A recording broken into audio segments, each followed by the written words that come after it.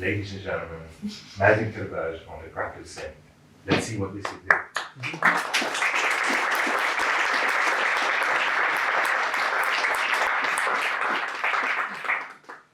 Yeah, thank you. Thank you, Rabia. I was counting on you to understand what I'm supposed to do today, and with your long discourse, Yeah.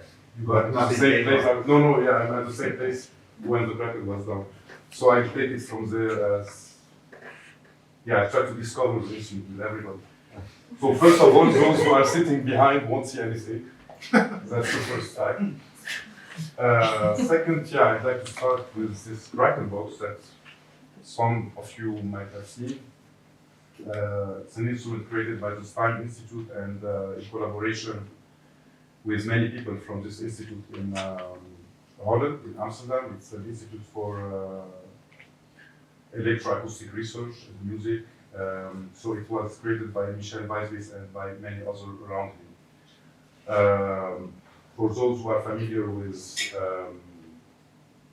with open circuit, like you open a machine, an electronic machine, and you put your fingers on it and you make sounds. This is exactly what that is, but they made it so behind there is a circuit and there are these points of connection that create sound when put together. And since the body is a very good conductor of electricity, you can just play it.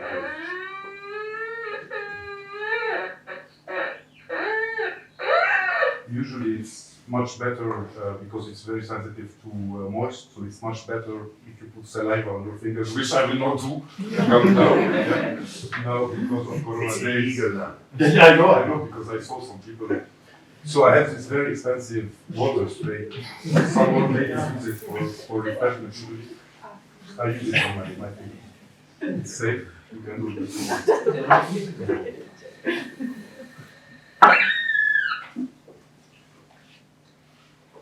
Yeah, maybe I put too much. Anyways, you get the picture. It's not this. So now we go to this Crackle synthesizer. So this small instrument they did 50 of them in the 70s. They found them. And then Michel Weiswitz, who is a great inventor and also a great musician, which I have to say is not always the case. Many, or the majority, or let's say 97% of instrument inventors are bad musicians usually. No offense to anybody who is an actual instrument inventor here. Michel was one of the 3% who could play very well the instrument. So he developed in the beginning this kind of setup to existing synthesizers. So they have this big art in this time, a small thing like this, whereas everything was connected to it. And you could control what's out. And then they got the idea of this Crackle synthesizer, that is this nice box that you see. This is a replica. It's not that expensive. You cannot run away with it and make money. The original one was made in '72, and they made 12 of them, and nobody knows where they are. I know 2 of them are still at Stein. The rest, if you ever see one, run away with it, it's very expensive. The replica is a little bit less nice looking, the wood was nicer on the others, but it has the advantage of playing very well, because I played the 2 old ones from Michel Weiswitz that are at Stein for a long time, and they are very unstable, the connections are really 40 years old, so this is a replica of the thing. And what to say more before. I know you are so excited what is there, a rabbit or something. We'll get to it, but Who did the replica? the replica was made by Stein before they closed. The Stein Institute closed, unfortunately, a couple of years ago, or not even, a year ago maybe, but it went in decline after the death of Michel Weiswitz in 2008. And I played, so after his death, I played his own instrument for a while. And his widow and good friend Christina Anderson knew how much the instrument meant to me and how much it meant to Michel that the instrument continues to be played. He didn't want it to be replicated at the time, but he understood that it needed to be played by somebody else later. So they did me this replica in 2015, and now I'm working on a new instrument based on this one. So we talk about this later. Anyway, yeah, it looks really nice. say more. Yeah, it looks like a nice box, but not only. It is really probably, arguably, the first real portable instrument that has everything integrated in it. And now I can open it. So, sorry, so guys. Yeah, maybe more. So the idea is, no, I can probably just show it quickly. So the idea is that it works on batteries. Back then, on very big batteries, called the 4.5 volt. 8 of them. Now it works with only one 9-volt battery that I can put here. And these are banana cloud connectors for the nerds who know what it is.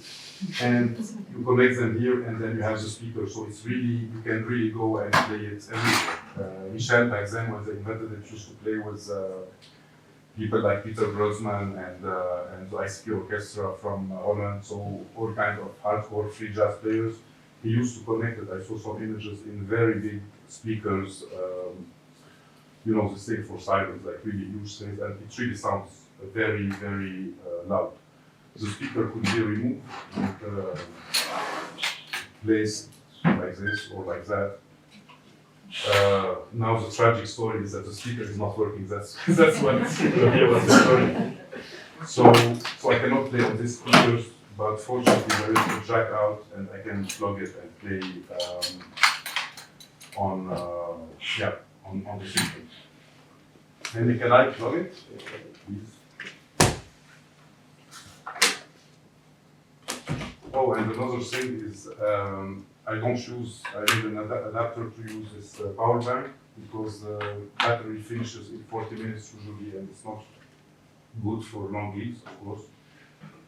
One thing that Michel taught me when he gave me his own instrument is to never try to make an adapter that goes directly in the wall. He told me that nowadays it's safe, the adapters can really have a stable current and everything, but still you are putting your hands on bare electricity, and you don't want to put them on 220 volts, which I think he was right in saying. So this is 24 volts, and it should do the job.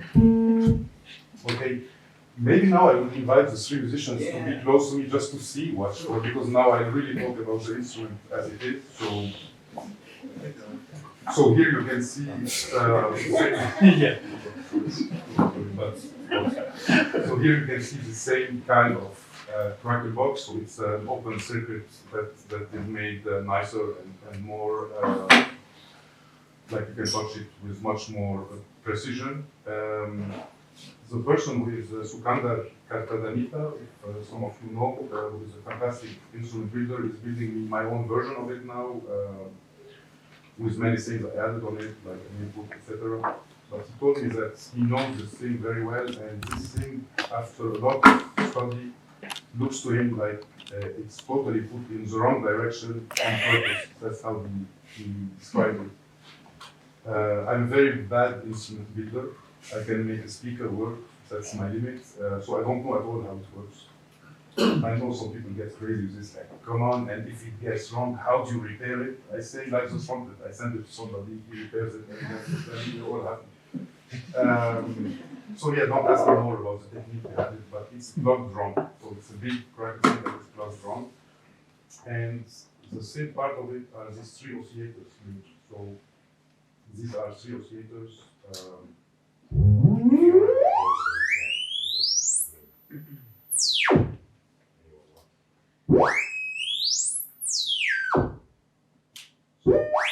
So each one has its own. They work together, of course, like you can.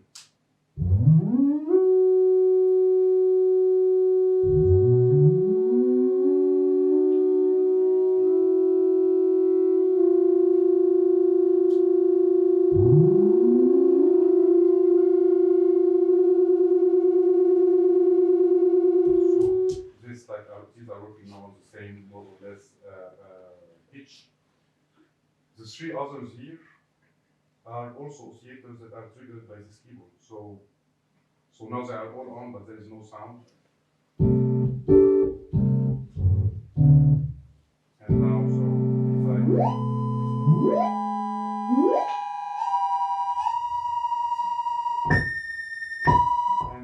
tunable also.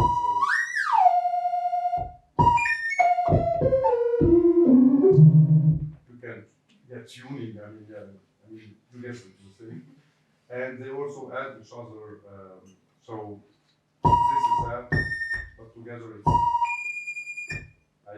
again they add on each other. I don't know what fuck it means in normal synthesizer thing, but they do something together. So these are these three, and if I have one of them with something, of course, it triples the frequency.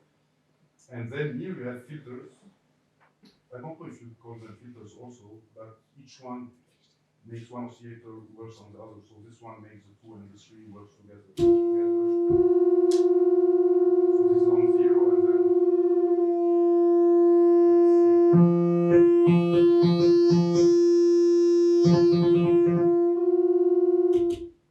of course, also if you have it here and you turn one of them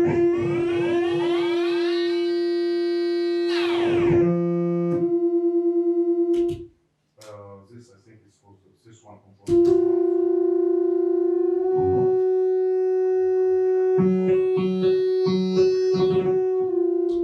And this one is for the second one.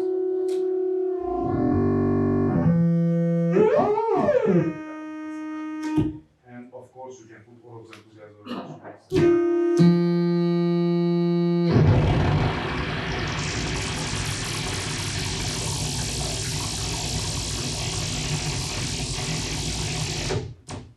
And now if you put these two together without the initial thing, but you use the keyboard, it will be affected by those also. So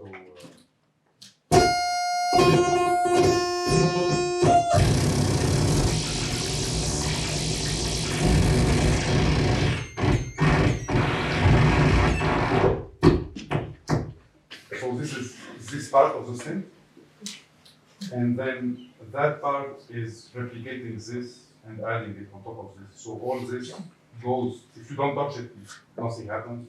But this would be played alone, like.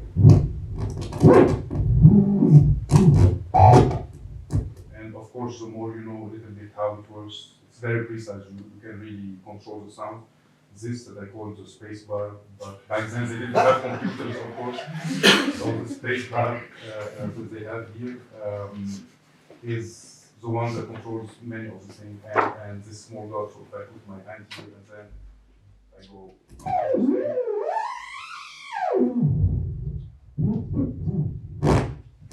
And again, of course, if your hand is much more. These are small connectors also. So this works with moisture and works with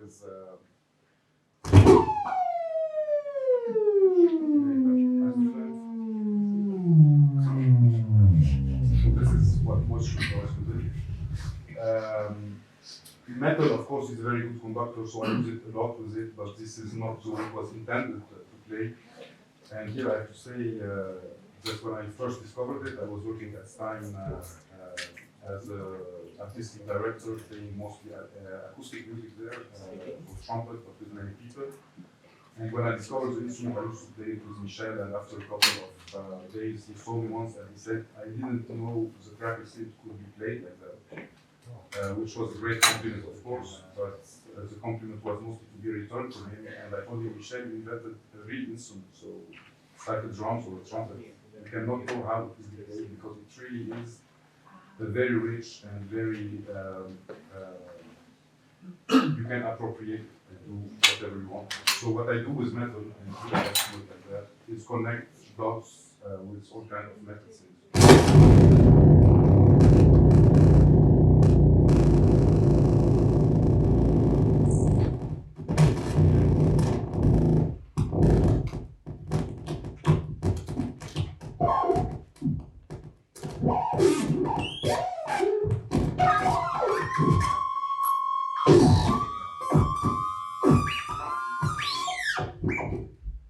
And again, if you touch these while you have these things on, you transform these things.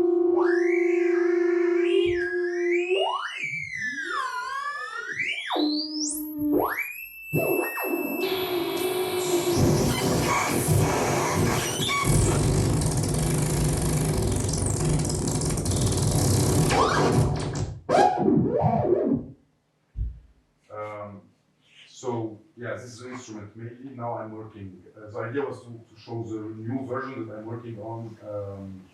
It's still not ready, it's taking a lot of time already to understand how this one works and how to add on it, but I can talk a little bit of it. It will be with 3 inputs. So also the fact that it's wooden, now I'm not doing it, but usually when I play concert, I also put a contact mic and then I use this box to do all kinds of sounds with it that are amplified. I also use a coil microphone or a guitar pickup that I bring closer to here and get some of the electricity with some other sounds. So in the new one there are 3 inputs where I can put this thing and I can put the microphone and send my trumpet signal or any other instrument inside. And I'm making it stereo or more actually, but at least stereo or a fake stereo. So we have 2 speakers that are different from each other and I can send any signal to this one or to the other or to both. So this multiplies a lot the possibility of the instrument. What am I adding also? A small programmable, I didn't want at all to make it a MIDI controller. I'm one of these dinosaurs who like things that you touch and you do and that can go wrong. But I accepted to do a small gesture to our friends who use computers, because I'm a nice guy. There is a small Arduino programmable 6-button thing, so you could add on sequencers. So now I'm doing a sequencer where these 12 keyboard pad would become also sequencers that you use. You can use 1 or 2 or 4 or 12 sequencers in random and everything. Actually, computers are great, they can do these things. So you can program this Arduino thing and make it put 4 different effects actually and change them. I'm also thinking of having another pad like this to send each stereo with one, but yeah, anyway, it's very complex and hopefully in a year or 2 I can present it to you. Yeah, I don't know if I should play a small piece or let you play it or please do it. Play it. Yes? Means that don't ask me technical questions. Yes. I don't think it qualifies as a technical question. Please do. Because you said, so we have all these amazing things, Yeah. and then we have this, which is like this, and even more. Mm-hmm. Can you elaborate on that? Yeah. Actually, what Suganda explained to me is that this, like, you have 3 channels almost like this. Yeah. You can see that these 4, 2, and this are connected to this thing on the circuit. But if you play them together with something, if you play this, if you play them alone with something, if you play these alone with something else, but if you play this and then you use this, all these things are channeled inside themselves. Means something again. Sounds more esoteric. Yeah. I'm kind of esoteric, but it's I don't know how it works. So this is really connecting. But these are not these. These are this circuit. If you were to put it back and just put your hands up, you know how when you do this, it doesn't make the normal sound. And then yeah, so this is the normal circuit, but it's this circuit, but it's there and it's. I saw it. Okay. There is a circuit. I saw it. It was right there. But then this when you put this, without doing something else.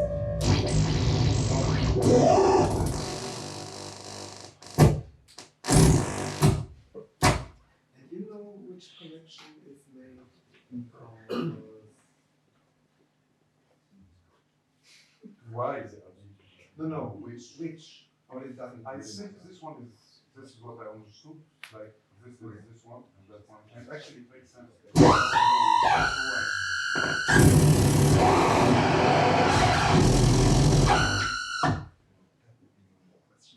My side.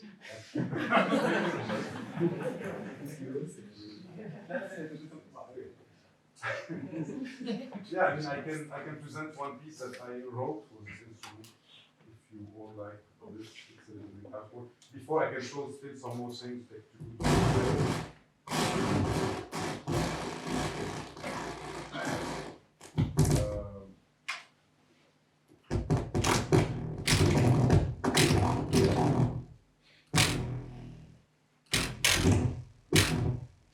So this actually is just like connecting.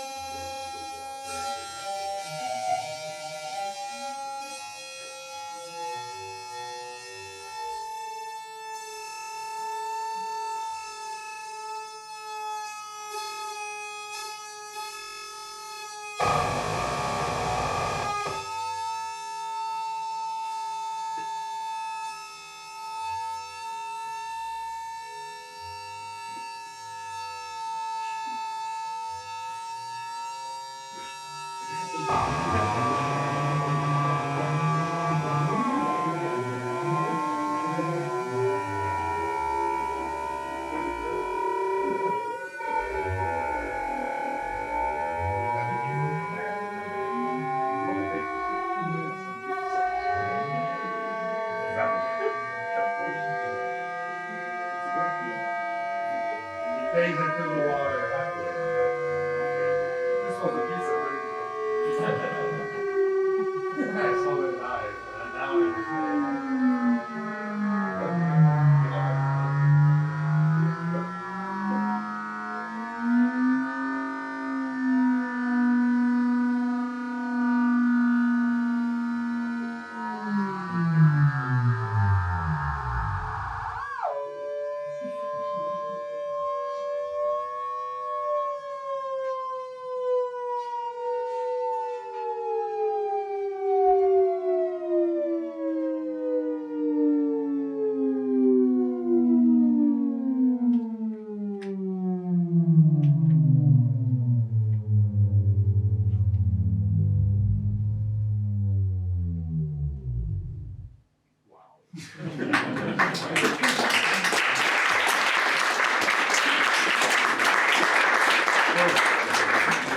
If anyone has any questions, Yes, Mazen? please. Has this instrument been used in any recorded music that we might know or be able to, like the original from Yes, '72? I'm really happy you asked this. Michel Weiss was one of these very radical improvisers, which I totally connect with. I really come from improv music and I'm really for this kind of thing, but he was radical to the point where he refused to record his music. There is one recording that resurfaced after his death or maybe a year before of things recorded in the 70s on this instrument, but then all the rest he didn't record from 78 until 2006, where I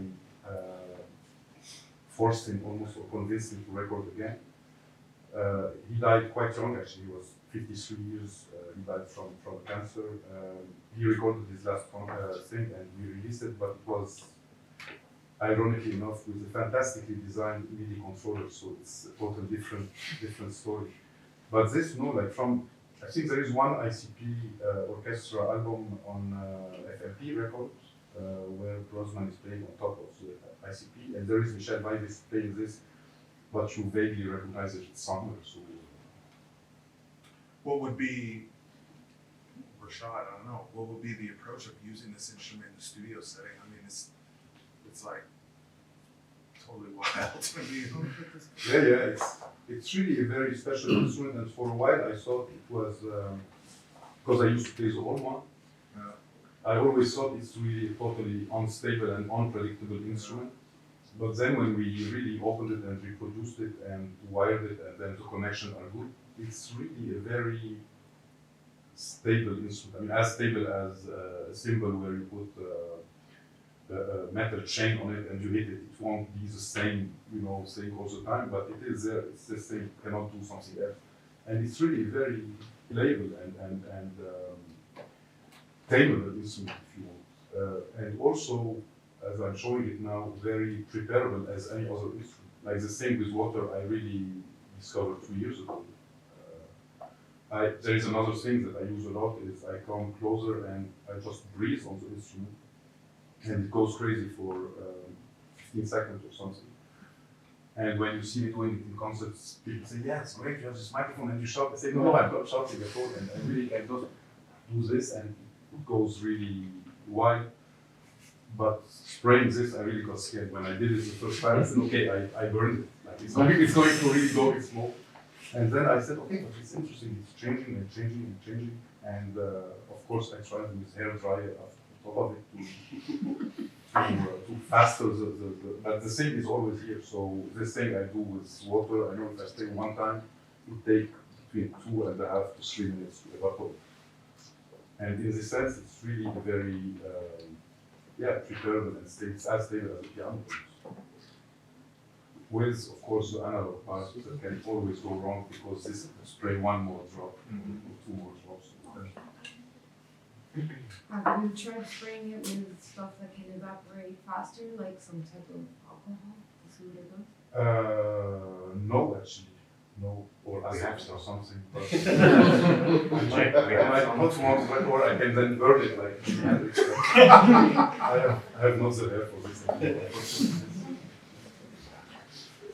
Rashad, would you be the first one to try? Oh, please, no, please. I love answering questions, as you so please. Can you also damage it with water, or is it? I don't think, I'm scared to put more water because there is electricity inside, so if it spills inside, of course, it will be damaging, but really, this is really, like, it's really very, it's really for old ladies, you can't damage it.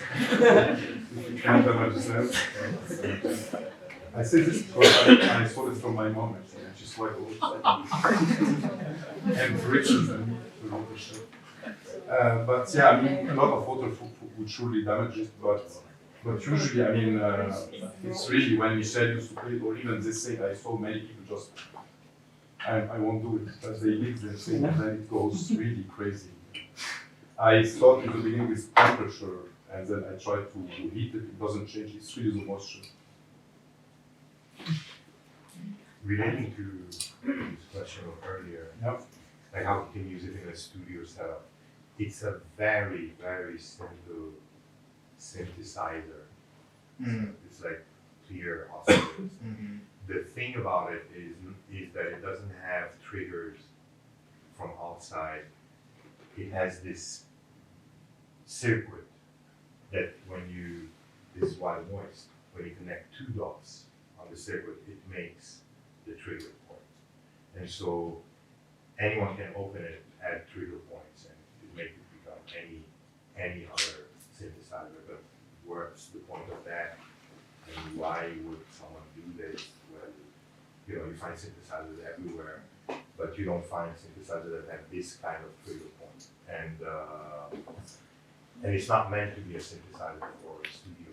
Right. It's for improv. And that's the special part of this instrument.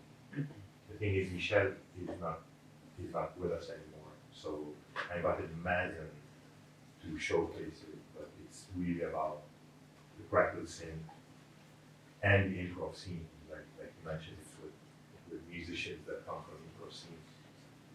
It's not like the Buchla or the Munich or it's not like this.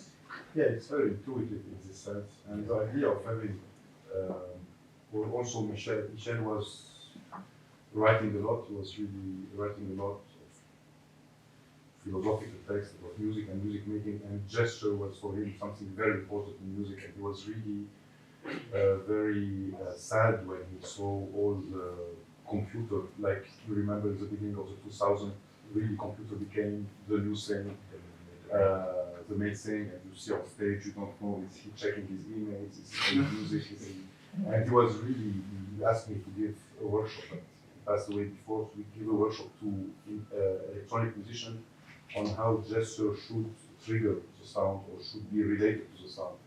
And in this sense, it's not only the gesture, it's like really the human body that becomes part of the circuit. So this is a circuit that is playable. This at least is not playable without the human body. You cannot put it and go and play. It doesn't play unless you are really pressing it.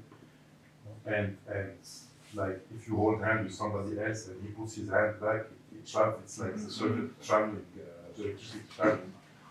And it's I think the first synthesizer based only on electricity circuitry. With, I'm not sure because I don't understand exactly all these things, but how to which extent there is circuitry beside this thing. It's really a very simple electric circuit mostly with some components. And the idea of the human being becoming part of the circuit is really very important. Then again, now we played before a little bit, so indeed, the other musicians didn't try it, but we tried to play together for the sound check. And here I'm plugged in this small mixing board. It's going to Rashad's thing, and then it's going clean to the whole system. So now when I play it, you hear it clean. But then when we play together, you hear it clean because it's going in, but it's also processed live by Rashad's instrument. So how it could work in the studio, it could be the trigger for something else. And especially playing together, improvising, for me it takes time to understand, oh, there is another sound that is coming that is totally unrelated in sound. But if I change, it's changing, so I understand he is doing this, and then I can kind of feed me back something and I can feed back on it, and it's a relationship that is really, when you live process an instrument. In this sense, it could be plugged, it has a jack out, it could be plugged in any sound and become, but somehow, like Rabia is saying, I find this becoming, if you're doing it yourself, a little bit anecdotic rather than, because the instrument by itself is, it's like also taking the drum, putting microphones on them and make them trigger something else. So you can, of course, do it with this instrument like any other.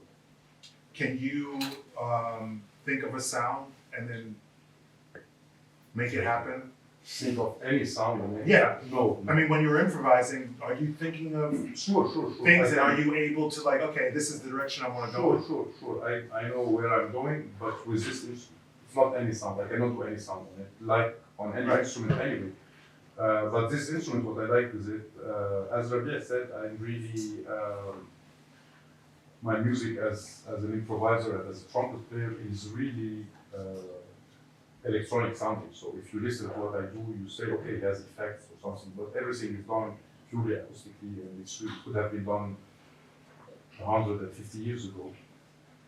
But then nobody would have thought about it back then because electronic music didn't teach us to listen to this sound, to this whatever.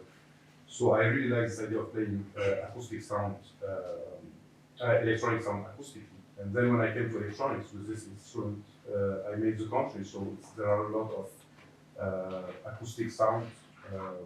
When I'm playing on this, you hear it better. But so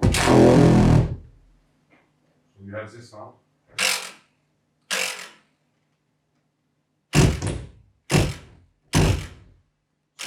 Both sounds.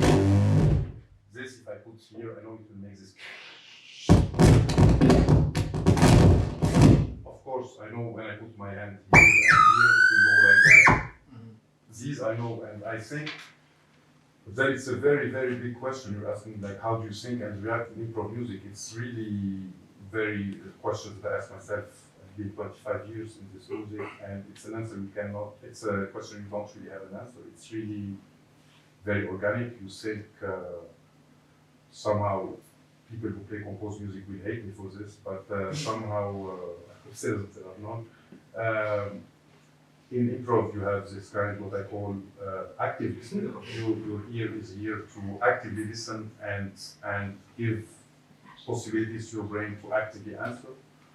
While when you play composed music, your ear is passively listening to just make sure that everything is happening as it's written on the paper. So you really listen to the others playing with you and saying, okay, it's matching what I'm seeing, and then you continue matching.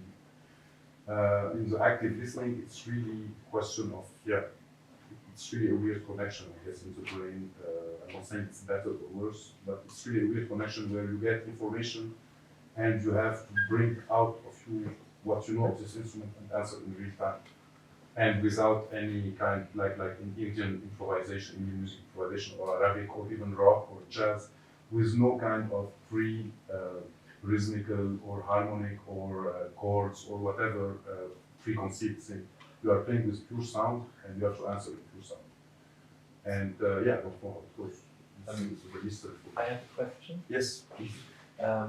Maybe for you, but maybe also for Rabi or even for Peter, if you know better. Do you know of any more contemporary instruments that have either been consciously inspired by this, or that independently are touching upon similar ideas? Well, there are a lot. I mean, I guess Rabia and Peter know others, but there are a lot. Like this small box really, like there are hundreds actually of instruments inspired by this.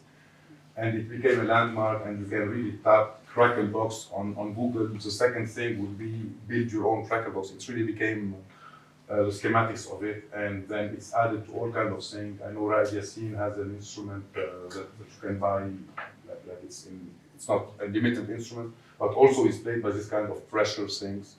I'm sure you know, guys, of things that are with this open circuit thing. Every synth that has the touch keyboard, basically the touch keyboard is exactly this thing, but with a tiny coupling in it. If you look very closely, it's two lines, it's not one line. So the concept, I mean, this didn't start here. No, I mean, You know, that existed already. Yeah. But he took that concept and enlarged it in a way that in order to make it function, you have to join 2 points, and they're not tiny, they're like big. So you have to physically connect them. And this, for me, like, is the genius way of playing this. And again, it's a trumpet player that owns this and plays on it. It's not a modular system guy or synthesizer guy, you know. And Yeah, there are instruments inspired. Yeah, I think probably very few people have seen this, Yeah. right? This is a more esoteric knowledge, the Crackle synth, but many people have seen the Crackle box. Yeah. And then this particular way of wiring, I was just trying to think about where it's been, but it's definitely been in some other designs. Like John Simonton of Paya Yeah. had something that worked basically this way. It was actually, they were even, for a while, they were giving them out on sort of business cards, some kind of this sort of resistive circuit where you make 2 connections with 2 Connection points. with And I mean, the Buchla also has touch plates, right? So the kind of Buchla, a lot of the people's approach to the Buchla. and very recently, maybe the Make Noise Trigger. Exactly. And the Soma. Yeah, and Many, exactly. Soma and E-Wave, I would say. And then probably E-Wave, I'm sure that they were at Stein at some point. So Actually, there is a whole, yes, this is what I want to say, there is a whole generation of musicians who passed by Stein, by the place where this thing, and all kind of things with metal, like I know in America, like you go in each city, you have a scene of these people building their own thing, with all kind of nails coming out, and actually anything that would be metal will do it. But indeed, like you were saying, I'm a trumpeter, it's really very intuitive, and this idea of this flat thing and with the Crackle box, it is for us so modern, like this idea of touching something and then it changes, you know, like with all our smartphones and whatever. But back then, like having this flat thing and with this very big pads where you can connect really, it's really like, so I really love the instrument as how it's built, and I don't know, but also as a design, it's like Steve Jobs is a joke. It's in 75, it has the whole thing, like you can really, besides that it looks like a bomb, especially if you're an Arab going on a plane, but for the rest it's like everything is inside, and this totally, I call it the space bar, but it's really like, these things are really crazy for 73, it was built in 73, and it didn't get as much attention as this because they did only 12 of them, and Michel didn't want to have it more. It was really like a musician's thing, and he did 12 to be able to build 2 for him. So he sold 10 of them to be able to put all these people to work on them, and they have 2 this time, 1 for him and for his widow now in one first time. Yeah. And yeah, nobody knows it. It's funny. Like, so 10 other people. There is one guy that I know, a great musician, Dror Filer, somebody knows him, Swedish guy, sax player, Stockholm, who once saw me playing this, and he went crazy. He said, "You have to come to my place tomorrow, and I'm cooking lunch for you." And I didn't understand what's happening. I go there, and I wasn't playing this one. I was playing Michel's from the 73, and he got his out, and he said, "Look, I have to say it's his brother." And we put them next to each other. We tried it. It was insane that this guy had one, and the 9 other people, nobody knows who they are, and probably it's wrong in the keller or something. You don't know what Although it is. it's very possible that the people who designed those other instruments did know about it. It's the, even though it's a very select group of people, those are the kind of people who might have heard about it. Absolutely. But what you said about performance practice is really important, right? Because if you just found the equipment and you didn't know how, if you just found the circuit and you saw this and you found the stuff that's left over from Lev Terman's flat in Moscow, the approach to the circuit and interface is very similar. But then the performance practice and the people who were kind of influenced it, who even knew about those instruments, are so different that you get maybe the part of the importance of this is people didn't necessarily get this experimental way of playing right away with the Terman design stuff, including the full body. Yeah, they used to play this Bach thing on television. And this, they think they did. But also, I would imagine that in digital instruments, you know, Max Matthews and Don Buchla were also doing kind of gestural interfaces and the thunder and lightning interfaces, right?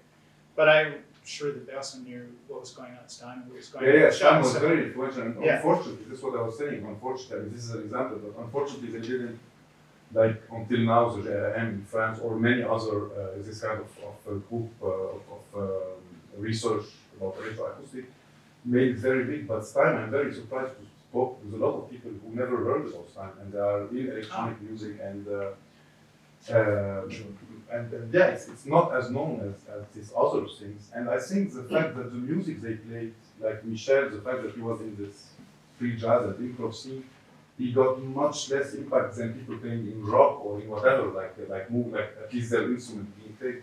And again, he was a musician, so he was really looking into the synth to create his own instrument rather than making something that is like Buchla or Moog or whatever, like creating a great instrument for people to play. So he was really not in this idea of that I want to produce it and to sell it, and then it was really dying. So even when he was like the last 10 years of his life, he wasn't playing it at all, and he was so happy when I tried to play it and started playing it. And he encouraged me. I used to play it in the studio each time just to mess around, and then Lucy said, "Yeah, how did you think of this metal?" I said, "Of course, it's electric, and you know, I took the metal from my trumpet, put it here, etc." And he pushed me and he said, "Take it, please take it." Like I said, it's your instrument, and I cannot say, "I'm telling you, please take it." I'm playing MIDI now, and I'm very happy to see somebody is playing it. So he was already changing in his mind, but they never produced it at that time. Yeah. So you really thought about the metal in the sort of touch plate as being akin to the metal on the trumpet. You thought about the No. connection The thing is, I played trumpet in a very peculiar way, so I put metal in it, But you had this approach to material. Yes. All my work on the trumpet. This is what I was saying. So when I came here, I really like this material thing, and also, unfortunately, this stopped working yesterday. But I put bowls on it, and then I bow the bowl that is on top of it, and then with the sound. So I really take it as an instrument that you can prepare and play. For me, instrument is not just what it makes, but it's not just it's a physical object. So I play a lot with this thing, especially putting rice in the speaker, it makes different things, etc. And in the sense, it is really preparable. It's like again, I love synthesizers. I know nothing about them. I play with friends when they have them, and I find the Moog and the Buchla great, but you cannot do something else from what it's supposed to do somehow. Well, because it's all, and so you can't get it to certain. Yeah, it's right there. You cannot beat it with a hammer or something. It doesn't make any sound. If you don't plug it, you cannot play it unplugged somehow.